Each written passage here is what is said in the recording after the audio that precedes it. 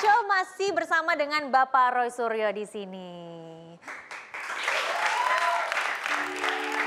Pantas sih nggak secara nasional harus dibahas topik seperti ini, sementara orang ini diduga ada sesuatu yang salah gitu loh.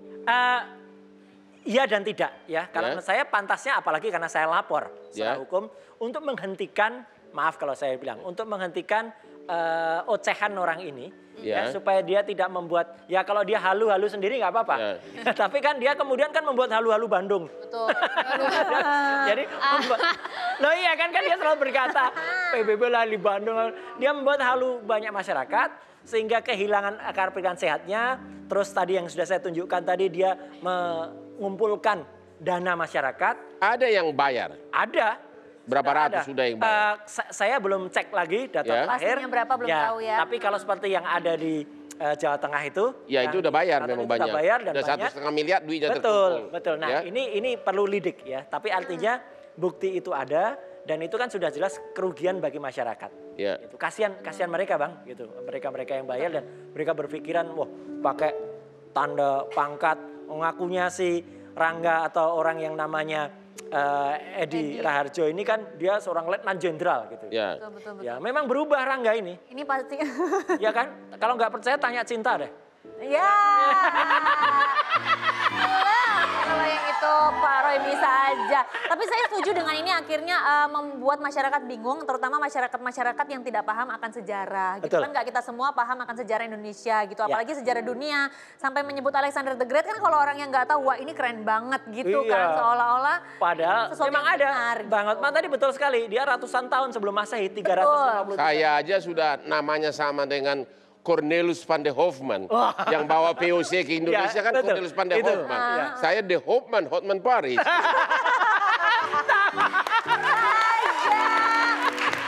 Baik, nah malam ini selain Pak Roy Suryo kita juga masih punya bintang tamu yaitu seorang sejarawan yang juga akan membahas lebih lanjut tentang ini bareng kita di sini. Langsung saja kita sambut, ini dia Mas JJ Rizal.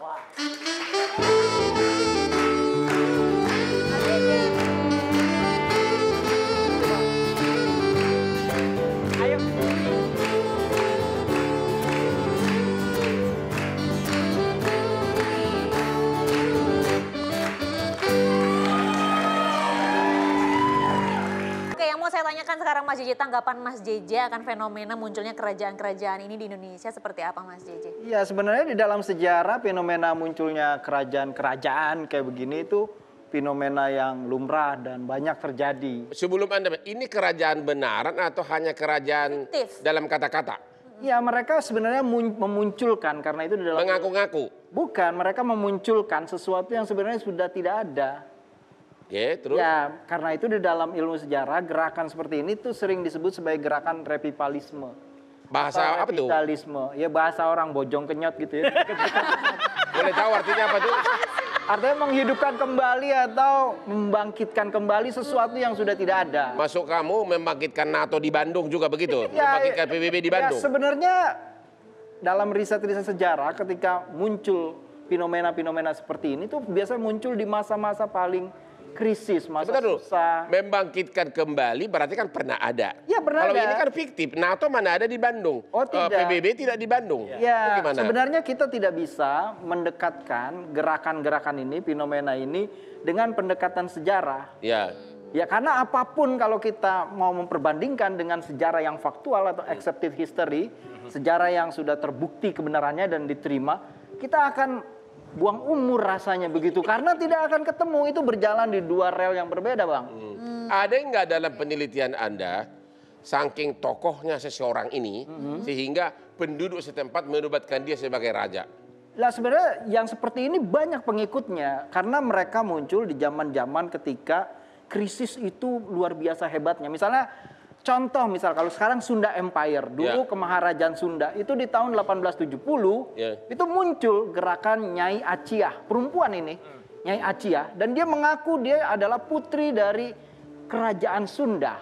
Dia putri dari seorang sunan yang sangat terkenal namanya Sunan Jumadil Kubro, ya. Dia mengaku nih sebagai raja itu. Dan itu muncul di tahun 1870 kalau Bang Hotman tahu 1870 itu masa puncaknya sistem tanam paksa. Saya belum lahir, Pak. Nah, itulah ada ahli sejarawan. iya, itulah gunanya saya, Bang. Oke. Sebagai ahli sejarah, emang zaman sekarang itu zaman lagi susah atau apa? Ya, saya tidak bisa bicara ya, tapi kalau kita baca di koran misalnya hari ini itu banyak, misalnya Tempo hari ini memberitakan tentang defisitnya harapan. Defisitnya anggaran atau defisit harapan? Ya mungkin dua-duanya, Bang. Apalagi di Indonesia ini kan ada ratusan juta penduduk ya Pak Bos ya. Ada berbagai lini masyarakat. Ya subsidi kan mulai banyak dikurangi, BPJS menaik begitu ya. Terus penguasaan tanah, masyarakat. Tapi kabarnya menurun kok. Kemiskinan menurun, Bang. Menurun Jadi karena ini sebenarnya menurut maksudnya. saya seperti cermin yang harus dilihat, bukan, makanya tidak bisa terus didekati dengan perspektif kriminologi, perspektif politik seolah-olah ini sesuatu tindakan makar di dalam atau menyeleweng dari negara begitu. Tapi harus dilihat ini sebagai fenomena kebudayaan begitu. Cara mengatasinya menurut Anda gimana?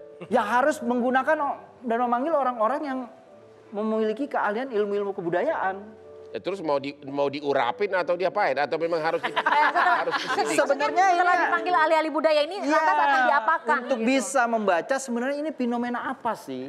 Jangan-jangan kita keliru begitu melihat fenomena ini. Seperti orang sakit kanker dikasih obat panu gitu loh, Bang. Nah, ngerinya saya kayak begitu gitu loh.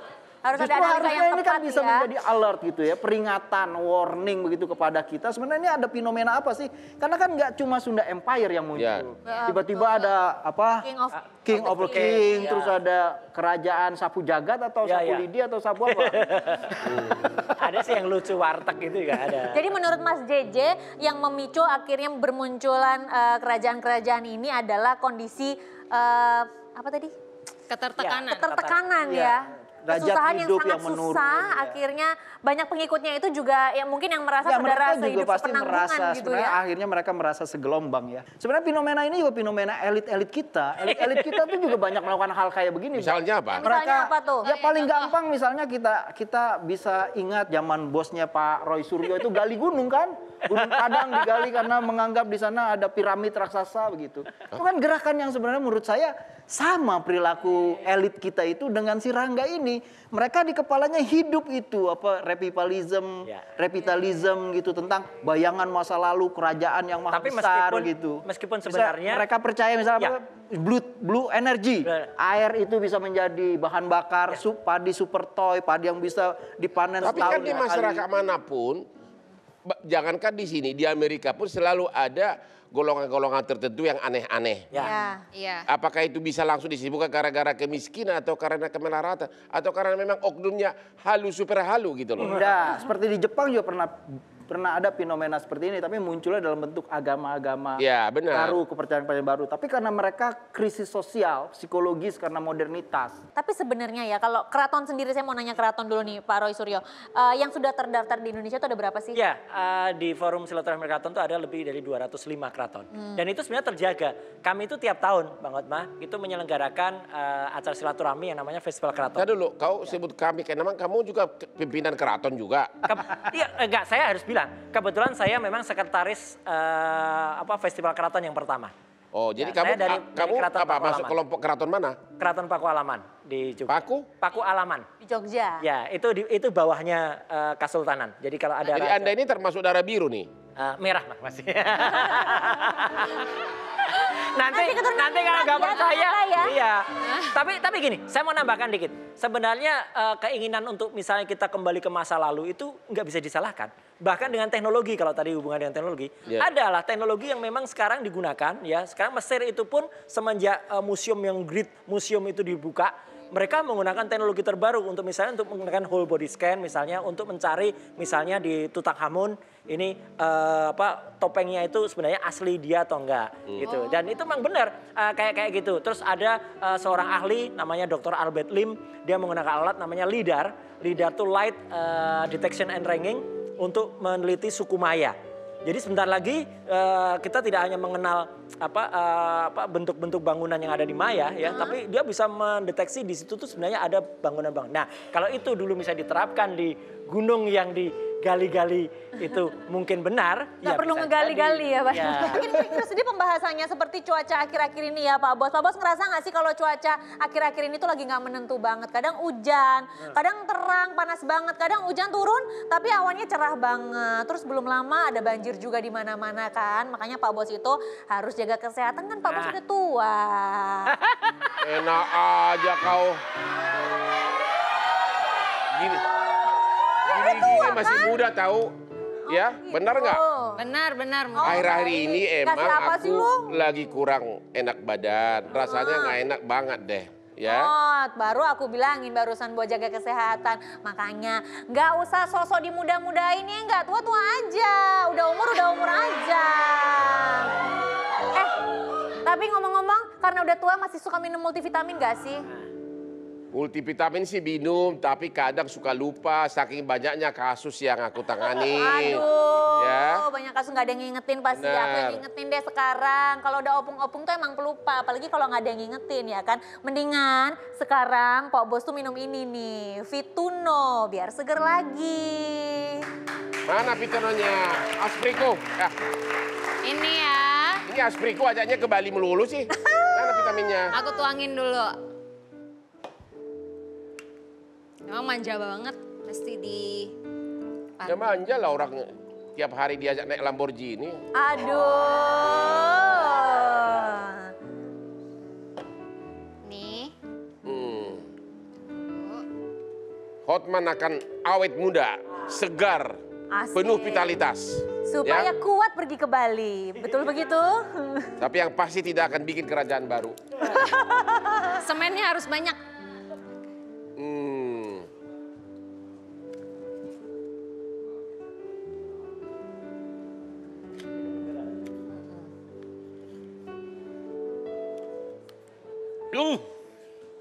Mudah-mudahan malam ini saya udah segar.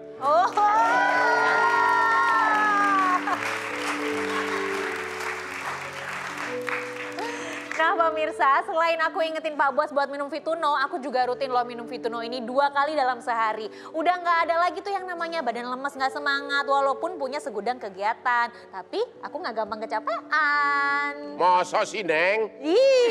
Benar tahu. Iya dong Pak Bos. Fituno ini multivitamin yang dapat membantu memelihara daya tahan tubuh, juga membantu meningkatkan metabolisme tubuh. Jadi bikin kita nggak gampang sakit. Apalagi Fituno ini mengandung multivitamin, yaitu vitamin B1, vitamin B6 dan juga vitamin E yang membuat Fituno ini bekerja sinergis dalam memenuhi kebutuhan vitamin tubuh serta membantu tubuh tetap bugar.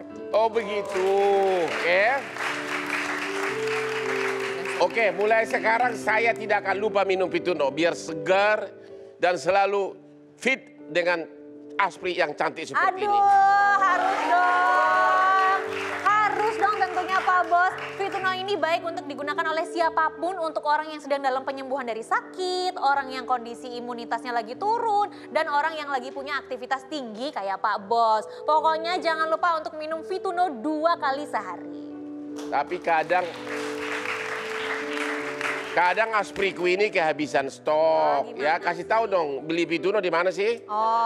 Fituno ini dapat dibeli ada di apotek Kimia Farma, ada di apotek dan toko obat terdekat di rumah kalian. Jadi jangan lupa selalu stok multivitamin Fituno. Mau badan fit? Minum Fituno. Harus fit? Minum Fituno. Jangan kemana-mana, tetap di Hotman Paris Show. Dan kalau tidak dilaksanakan memang tidak ada sanksinya. Betul. Oke, jadi langkah berikutnya adalah